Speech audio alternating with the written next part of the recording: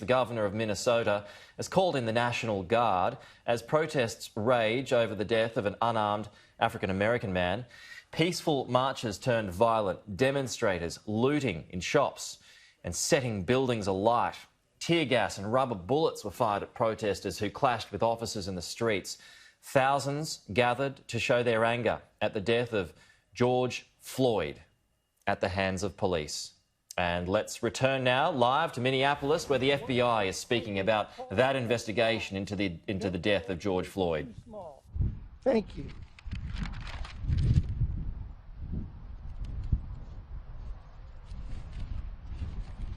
Good afternoon. I'm Mike Freeman, Hennepin County Attorney. We are the principal prosecuting agency for the state and the criminal side. Initially, I want to say that my thoughts and those of my office continue to be with the family and the friends of George Floyd. They know they are hurting over this senseless death. The manager of our Victim Services Division has been in touch with George Floyd's family on several occasions and is keeping them updated on what is happening in this case. They are aware that the Minnesota Bureau of Criminal Apprehension, better known as the BCA, the Hennepin County Medical Examiner, and the Hennepin County Attorney's Office are moving as quickly and thoroughly as possible. I've also been in direct consultations with Governor Tim Walz, with Attorney General Keith Ellison, and others in the state, the city, and the county to discussions on this case. We will leave that press conference, that live press conference in Minneapolis there, and have a bit more on that in our next news bulletin. For the folks at home who need some context as to how all of this occurred, here is a timeline of the events. This was, the police said, a very different night of protest in Minneapolis. Burning buildings, looting and violence, an escalation as the anger and tension rises.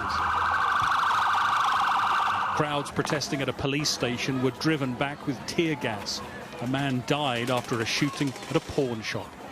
It is the video of the last moments of George Floyd's life, a police officer's knee on his neck, that's driven the outrage. His family and the city's mayor calling for the officer to be charged with murder.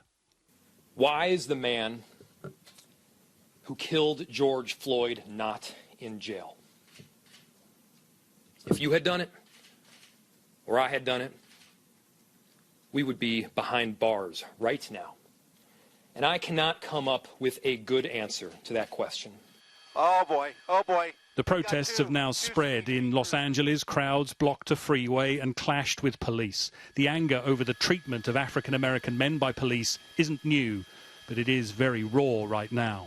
The actor John Boyega posted his frustrations. A black man was just murdered in cold blood in the streets stateside again, while saying that he can't breathe.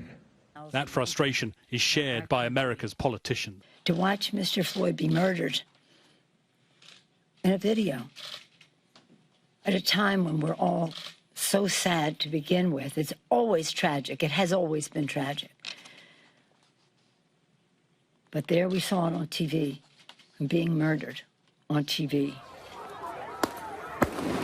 In Minneapolis, the community's feeling is clear. Donald Trump has said justice will be served, but it could take weeks for a prosecutor to decide on criminal charges. And people here are impatient for answers. Greg Milam, Sky News, Los Angeles.